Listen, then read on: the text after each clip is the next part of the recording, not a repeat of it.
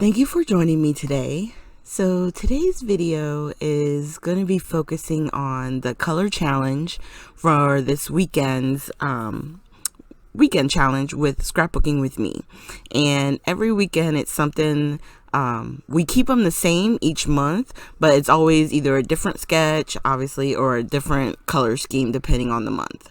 So for this color scheme, I decided to focus on the blues, and I wanted to use this Altenew stamp with the triangles and using the Distress Oxides, kind of like a watercolor.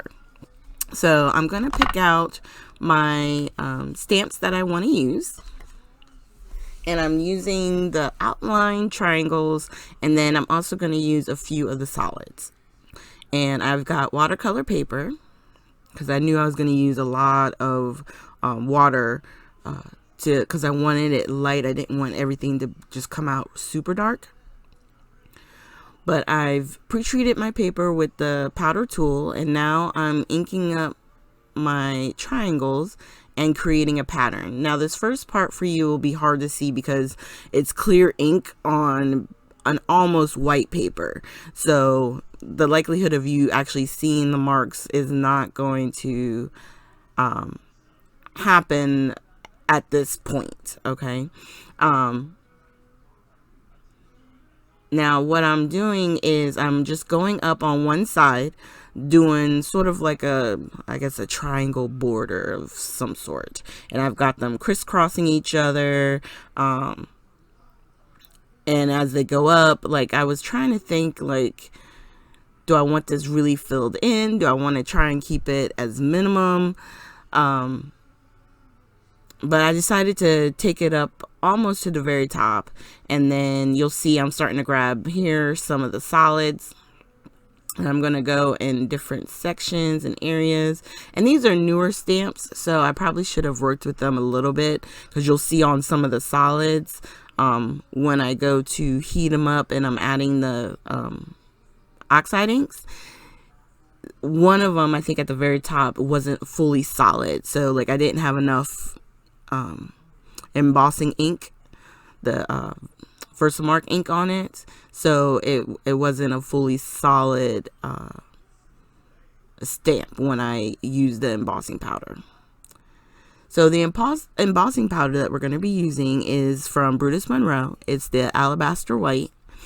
I've been wanting to use this. I've seen Christina Werner, she uses it a lot, and I've just gotten it recently, so I'm just wanting to use it on more projects to see how it reacts. Because sometimes with the Distress Oxides, when you're doing sort of like this emboss resist technique, they sometimes want to stain the white embossing powder. And I found with this one, it really wasn't that bad. Like it stained in the areas where there was no embossing powder. You know what I mean? Like, it wasn't like they were all my triangles turned blue. Do you see what I'm saying? So I'm heating up my heat tool, try to heat it up a little bit before I actually apply it to the paper. And if I go to apply it to the paper and it still seems like it's not hot enough, I will heat from the back for a little bit and then bring it back to the front. And the best way to make sure that your triangles or whatever it is that you're working on is completely embossed is to tilt it on an angle, and if you can see it shiny, then you know it's heated up. If you tilt it and it still looks dull, then you need to keep the heat tool on it for a little bit longer. Okay, so I'm grabbing a water brush. It already has the water in the barrel, and I decided I wanted to smush my lids on the Distress Oxides, so that way there would be a little bit of color in the lids for me to grab. Even though at one point I do kind of even just hit the pad itself with my brush, which you're probably not supposed to do, but let's be honest, we all kind of do it because sometimes you just need some ink. But it doesn't ruin the pad. So I decided to zoom in a little bit because I realized with the way that I was doing it, it's super light. so it wasn't standing out when it was the camera was further away. So I'm putting it down with a lot of water and I'm having it move, and then I'm using a towel to kind of pick it up, dab it up any places where it's too much. I'm gonna press on the lid again, get me some more color up here,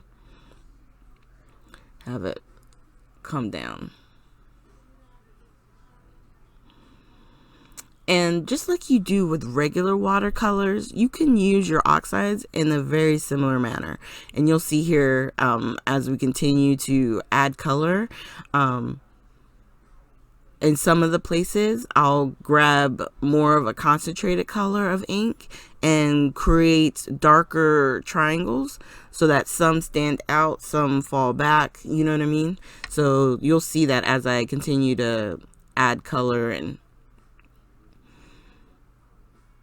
it's a process though, I will say that.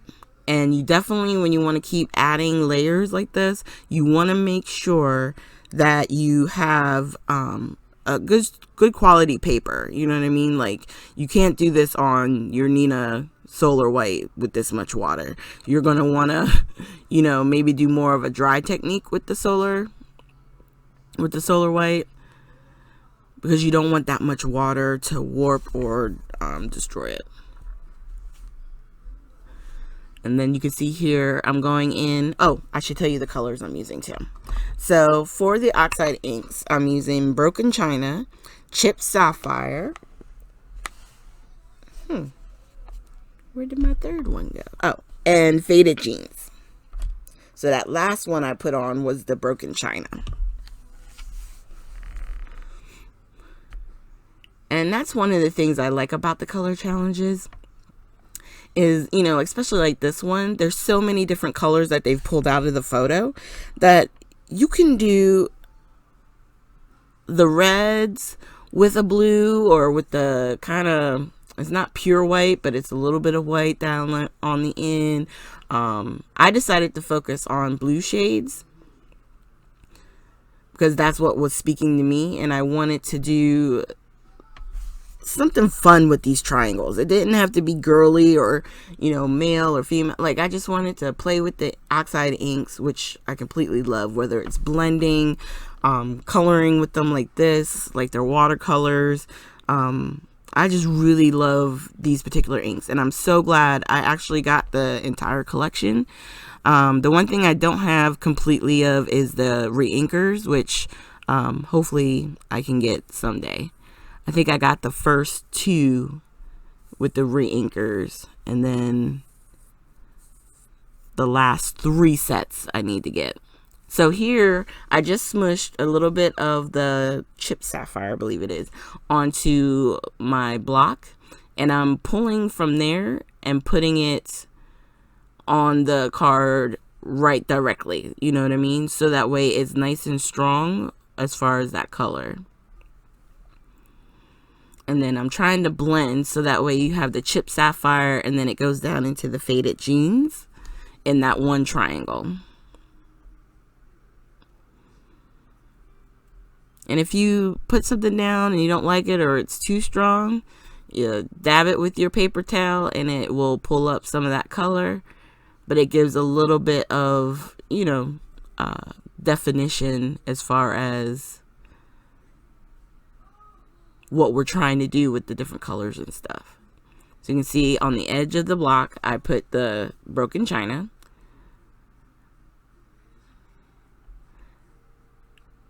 And I'm putting the Chipped Sapphire back on its lid. And just trying to, you know, put some shadowing, do some different levels of color, just so that it'll help certain colors kind of pop out from the screen, or from the from the design, you know. So some of the triangles come forward, some kind of fade to the back, but it creates an interesting, you know, design. And then what I decided to do was I wanted to just do a simple stamp. So I took the same stamp set and decided to grab a happy birthday, because you could never really have too many birthday cards. And I was trying to think, what did I want to do? Did I want to use black? Did I want to use, embossing powders? Like, what was I trying to do? And so I'm grabbing, I believe it's my Steel Navy Ultra Fine Embossing Powder. There it is. And I'm going to stamp it with something. I don't know if many of you know this, but VersaFine Black Onyx ink, you can use it almost like a Versamark ink pad. So if you're new to stamping and you've never tried it before, try it. Anything that's like a pigment ink where it stays wet longer, stamp it and then take your embossing powders and pour it over it, and you will see the embossing powder will stick to it and you can create a new color. So what I did first, because this was a little damp still, I tested it to make sure the powder would come off, and it kind of stayed. So I heated it with the heat tool, hit it with the powder tool one more time, and it works really good this time. So I'm grabbing the spoon that I have in my container, and I'm just gonna dab it right back in. And what I like about this particular navy embossing powder, it's shiny, but it's not like overly sparkly or anything like that. So it works with what I was doing as far as this card.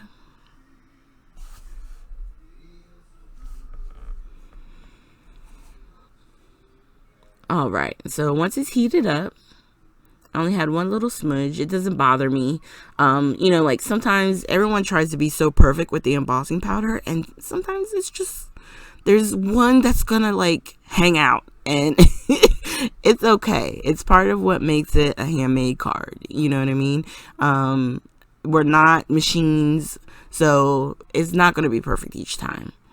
I know I wanted to make this A2 size card, which is 4 1/4 by 5 1/2. So I originally cut my panel down to 4 and 5 1/4. So I'm just going to score my card that is 5 1/2 by 8 1/2. And I'm scoring it right at 4 1/4. Using my little score pal. And then this black paper I cut at 4 1/8 by 5 3/8. And that's going to give me just a little bit of a border for my main card front. And I'm laying that down first, and then we're going to put the triangle piece on top of that. And since it was watercolor, I tried to get as close to the edge, and I definitely wanted to use the art glitter glue as well, because there wasn't a whole lot of warping because it is watercolor paper, but there's still some because of the heat embossing. And then there you go. And I thought, you know what? You can leave it just like this. Call it a day. But when it's this like simple, I kind of wanted to add some splatters. So I decided to grab my Heidi Swap. I believe this one is just turquoise. Yeah, I think that's what that color is. I'm going to use that, and then I'm also going to use the Distress Spray Stain in the White Picket Fence. And we're just going to hit it with a few splatters. And I'm using my little splat box, which is awesome. And it doesn't take up a whole lot of room. It does stay in its, shape once you put it together, but I just keep moving it around. And there is the card. So we're going to have some close-ups here. Thank you guys so much for joining me today. If you're a member of Scrapbooking with Me, the members room, definitely feel free to join in and participate. Some of the challenges are fun. I know one weekend we do Ia's challenge, which is doing one of the projects that she's created. It's a lot of fun. And if you go on to their .com, the scrapbookingwithme.com, and decide to purchase, use my coupon code TT15 to get an additional 15% off on anything that's not already marked down. And I know I think they're having like a huge sales right now, so definitely go and check it out, you guys. Thank you so much, and I hope you have a great day.